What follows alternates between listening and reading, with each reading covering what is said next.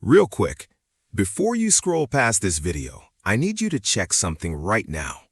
Pull up your credit card statement, any card, look at your current balance. Now multiply that number by 1.22. That's what you'll actually pay if you only make minimum payments this year. Not the number you see on the screen. That number plus 22% on top every single year. And here's what they don't tell you. The average American household is now carrying $7,951 in credit card debt at the average APR of 22.8%. Making only minimum payments means you will spend the next 17 years paying off today's balance, and you'll hand over $11,000 in pure interest alone. That's not a purchase. That's not an investment. That is $11,000 of your future earnings gone to pay for something you already forgot you bought. The credit card industry in America is a trillion-dollar machine, and it runs on one thing: you not doing the math. I'm Marcus. This is Macro Finance, and today we are breaking down exactly how the credit card trap works, what it is costing you in real dollars, and how to break free for good. Let's go. The American Debt Epidemic. Marcus's story, Phoenix, Arizona. Let me tell you about Marcus. He's 34 years old, lives in a suburb outside of Phoenix, Arizona, makes $78,000 a year in tech support, solid income, pays his rent on time every month, has a small savings account he's actually proud of. Marcus has 3 credit cards: a Chase Sapphire he got for the travel rewards, a Discover card from college he never got around to closing, and a Citi card he opened last year for a 0% balance transfer promo. Total balance across all 3 cards, $14,200. Marcus is not irresponsible. He's never missed a payment. He always pays at least the minimum, sometimes more when he can swing it. And yet, this balance has been sitting there for 3 years, slowly growing even though he's been paying it off the entire time. Sound familiar? The numbers nobody wants you to see. Here is how big this problem actually is in America right now. As of the fourth quarter of 2024, Americans are collectively carrying $1.13 trillion in credit card debt, trillion with a T, the highest it has ever been in recorded history. The average interest rate on that debt, 22.8%.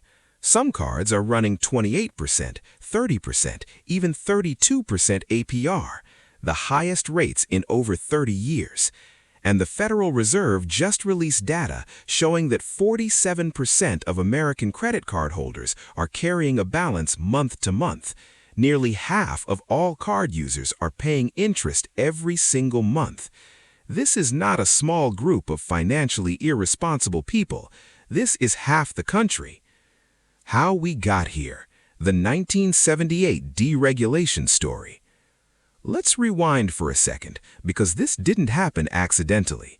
In 1978, the Supreme Court made a ruling in a case called Marquette versus First Omaha, and it quietly changed American consumer debt forever. Before that ruling, most states had strict caps on how much interest credit card companies could charge. The limit was around 10 to 12% APR, reasonable, manageable. But Marquette said that credit card companies could charge interest rates based on the state where they were headquartered, not the state you lived in. So immediately, every major card issuer moved their headquarters to Delaware and South Dakota, 2 states with 0 interest rate caps. And the rates started climbing: 15%, 18%, 22%, 28%, because they could, and there was no law to stop them. Today, the credit card industry makes over $120 billion per year in interest and fees alone. And you, the cardholder, are funding that entire machine with every swipe where you don't pay the full balance. The psychology of the trap. How credit cards hijack your brain.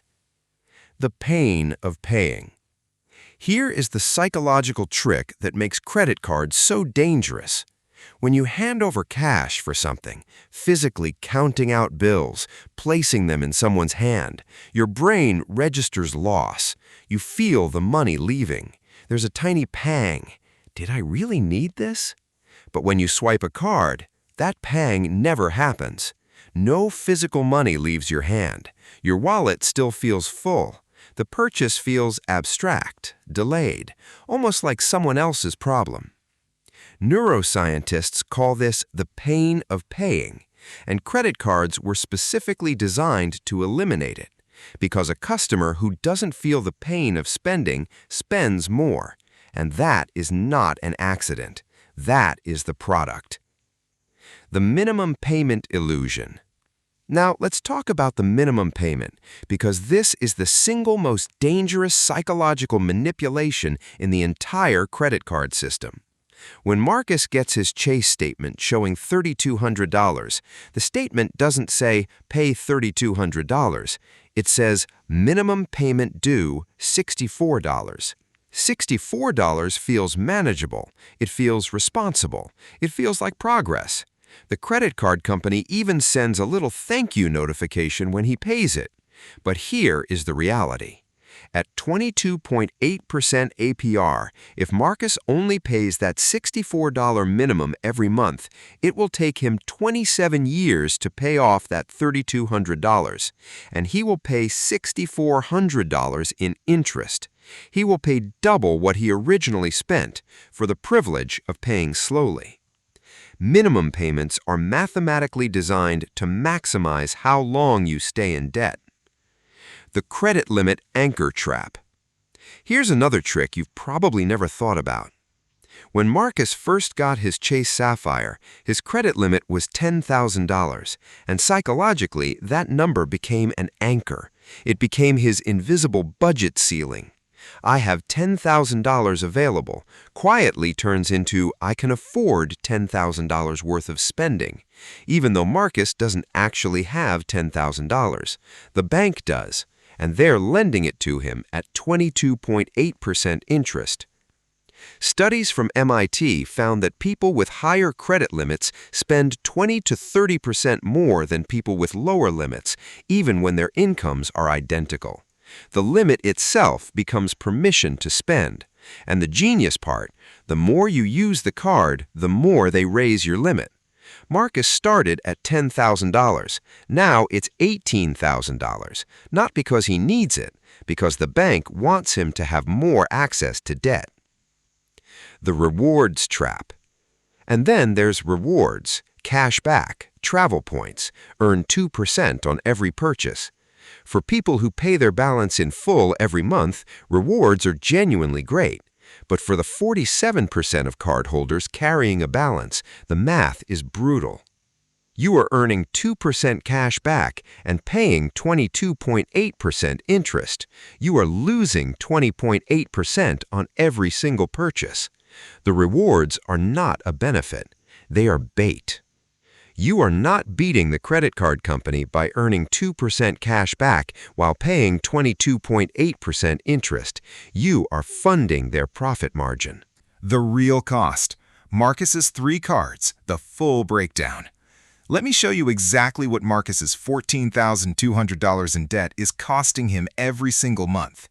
Chase Sapphire, balance $6,200, APR 22.8%. Monthly interest going straight to Chase, $118.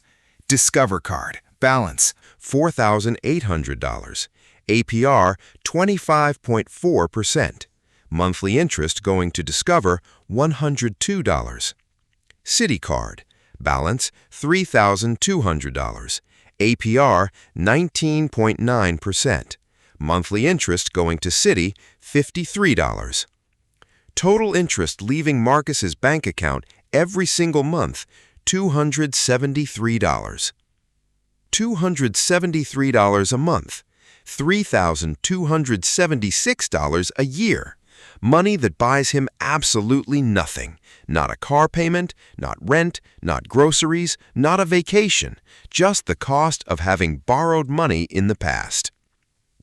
And if Marcus keeps making only minimum payments, it will take him 19 years to pay this off, and he will pay more in interest than his original balance, more than he originally borrowed, for purchases he has already forgotten. The real wealth he is losing. But here is what nobody talks about. It is not just the interest Marcus is paying, it is the wealth he is not building. That $273 a month he is handing to Chase, Discover, and Citi in interest every month. If he paid off the debt and invested that same $273 every month in an S&P 500 index fund at 10% annual average return, in 10 years, that $273 a month becomes $56,943. In 20 years, it becomes $209,058. In 30 years, $619,647.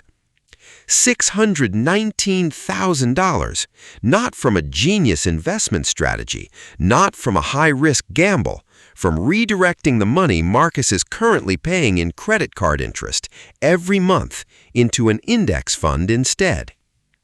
Credit card interest is not just a fee, it is the down payment on a retirement you will never have.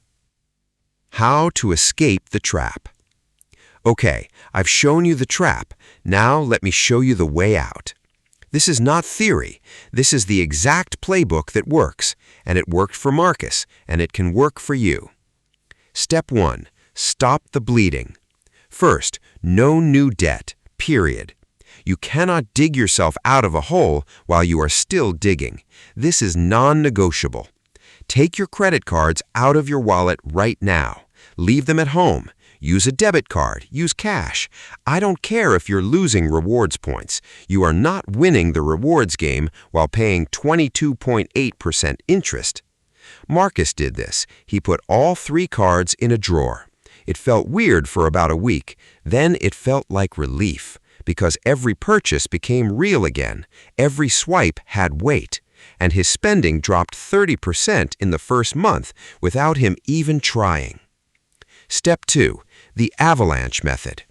Here is how you pay it off strategically. List every card, balance, interest rate, minimum payment. You are going to keep paying the minimum on every card except one. The card with the highest interest rate gets every extra dollar you can find. For Marcus, that's the Discover card at 25.4% APR. He pays the $96 minimum plus every extra dollar he can scrape together, $50 here, $100 there, whatever he can manage that month. Why the highest interest first? Because that is where your money is bleeding fastest. Every dollar you throw at that 25.4% card saves you 25 cents per year. That is a 25% guaranteed return on your money. You will not find that anywhere else. Step 3. The 30-day expense audit. Now let's find the money, because most people say they don't have extra dollars to throw at debt until they actually look. Marcus did a 30-day expense audit. Every single purchase, coffee, Uber Eats, subscriptions, Impulse, Amazon orders, everything. What he found, $340 a month in spending he didn't even realize was happening. Subscriptions he forgot about, restaurants twice a week that could have been home-cooked meals, a $15 delivery fee on a $22 order. That $340 went straight to the Discover card, and suddenly a balance that felt permanent started shrinking. Step 4. The balance transfer move. If your credit score is still above 680, you might qualify for a 0% balance transfer card. This is a tactical move, not a magic fix, but it can save you thousands. Marcus found a card offering 0% APR for 18 months on balance transfers with a 3% transfer fee. He moved his $4,800 Discover balance over. The 3% fee cost him $144 up front. But it saved him $102 per month in interest, break even in 6 weeks. After that, pure savings. Critical rule: do not use the new card for purchases. It is a payoff tool, not a spending tool.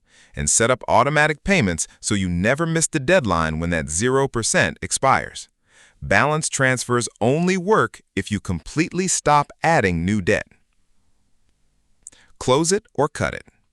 When Marcus paid off the Discover card, he wanted to close it immediately, and emotionally that made complete sense. Here is the nuance though. Your credit score is partly based on credit utilization, how much of your available credit you are using. If you close the card, your total available credit drops and your utilization ratio goes up. Your score takes a hit. So here's the move. Pay off the card, cut it up. Do not close the account. Just stop using it entirely. Your credit score stays healthy, but the card cannot hurt you anymore. Only exception if having the card available is too much temptation and you know you will use it, close it anyway. A lower credit score is better than more debt. You can rebuild credit. You cannot rebuild lost years. Life after debt. Let me tell you where Marcus is now. 22 months after starting this plan. Discover card, paid off. Citi card, paid off. Chase Sapphire, down to $1,100 and dropping fast. That $273 a month he was paying in pure interest, now $31 and getting smaller every single month. But here's what changed that Marcus didn't expect. He sleeps better, like genuinely, deeply better. No more lying awake at 2 a.m. wondering if he can make next month's payment. No more avoiding the credit card app because he's afraid of the number. He opened a Roth IRA for the first time in his life. Started with $100 a month. The same $100 that used to disappear in interest charges. Now it's building his future. His relationship with his girlfriend improved. They used to fight about money every single month. Now they're planning a vacation they'll pay for entirely in cash. Marcus isn't rich. He's still making $78,000 a year, still driving the same 2019 Toyota, still renting his apartment, but he's free. And freedom, real freedom, not Instagram freedom, is worth more than any credit card rewards program will ever offer you. Financial freedom is not about having everything. It is about owing nothing. And that difference is life-changing. Here's what I need you to walk away with. The credit card industry is not your friend. It is a $120 billion machine built on a simple bet that you won't do the math, that you'll keep paying minimums, keep swiping, stay in the trap long enough to fund their next quarterly earnings report. And that system works as long as you don't know how it works. But now you do. You know that minimum payments are designed to keep you in debt for decades.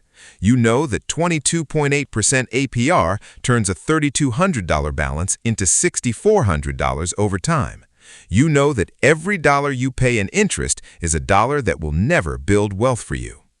Marcus didn't get out of debt because he got a raise or won the lottery. He got out because he stopped pretending the problem would fix itself and started attacking it with a plan. You can do the same, starting today. Credit card debt is a choice you made in the past. Paying it off is a choice you make today. And financial freedom is the life you get tomorrow.